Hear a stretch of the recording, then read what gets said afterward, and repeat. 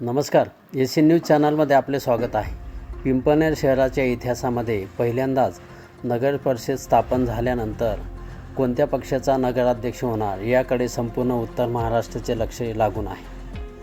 येथील नगराध्यक्षपदाचे उद्या भवितव्य ठरणार असून कोण नगराध्यक्ष होणार याकडे लक्ष लागून आहे। या संदर्भात पिंपळनेर येथील एसी न्यूजचे प्रतिनिधी सुभाष जगताप आपण यांच्याशी संपर्क साधून येथील व्यवस्थेसंदर्भात माहिती घेणार आहोत। पिंपळनेर नगर परिषदेची निवडणूक अतिशय धामधुमीत झाली आणि या निवडणुकीत आपले एक उमेदवाराचा मृत्यू झाल्यामुळे त्या वार्डातली निवडणूक ही बंद झाली होती। म्हणून 18 नगरसेवक आणि एक नगराध्यक्षपदाची निवड या ठिकाणी झालेली आहे। 3 तारखेला ही मतमोजणी होणार होती, पण काही कारणास्तव ही निवडणूक उद्या होणार आहे आणि या उद्या होणाऱ्या निवडणुकीसाठी पिंपळनेर येथील ITI जी आहे शासकीय ITI या ठिकाणी बंदोबस्तात हे सर्व EVM या ठिकाणी ठेवण्यात आलेले आहेत। कोणताही अनुचित प्रकार आजपर्यंत या ठिकाणी दिसून आला नाही।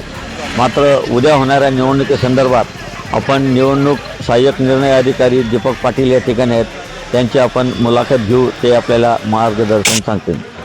सर, आपली या ठिकाणी जे निवडणूक 3 तारखेला होणार होती त्या निवडणुकीसंदर्भात आता उद्या होणार आहे ही मतमोजणी, त्या मतमोजणी संदर्भात आपली काय व्यवस्था आहे आणि कशा पद्धतीने व्यवस्था करण्यात आहे? पिंपळनेर नगर परिषद सार्वत्रिक निवडणूक 2025साठी आपल्या पिंपळनेर शहरामध्ये एकूण 20,310 मतदार होते। त्यापैकी 14,620 म्हणजे असे 71.98% मतदान झालं आहे। त्यासाठी 3 तारखेला होणारी मतमोजणी प्रशासकीय कारणामुळे 21 म्हणजे उद्या होणार आहे। त्यासाठी आपण एकूण 10 टेबलमध्ये व्यवस्था केलेली आहे। जे 10 वार्ड होते, 10 वार्डसाठी 10 टेबल आपले कार्यरत राहणार आहेत आणि एकूण जे 23 बूथ आहेत त्यासाठी कमीत कमी 2 फेऱ्या आणि जास्तीत जास्त 3 फेऱ्या अशा पद्धतीने मतमोजणी होणार आहे। उद्या ठीक 10 वाजता मतमोजणीचा कार्यक्रम सुरू होणार आहे। त्यासाठी दत्तात्रय शिजूळ हे निवडणूक निर्णय अधिकारी म्हणून काम पाहणार आहेत आणि त्यांना सहाय्यक निवडणूक निर्णय अधिकारी म्हणून मी दीपक पाटील मुख्याधिकारी नगर परिषद पिंपळनेर काम पाहणार आहे। आणि आपल्या पिंपळनेर नगर परिषद सार्वत्रिक निवडणूक 2025साठी श्रीमती मीनल करणवाल भापरसे ZPCO जळगाव ह्या निरीक्षक म्हणून कामकाज पाहणार आहेत। आपल्याकडे मधला काही काम नाही,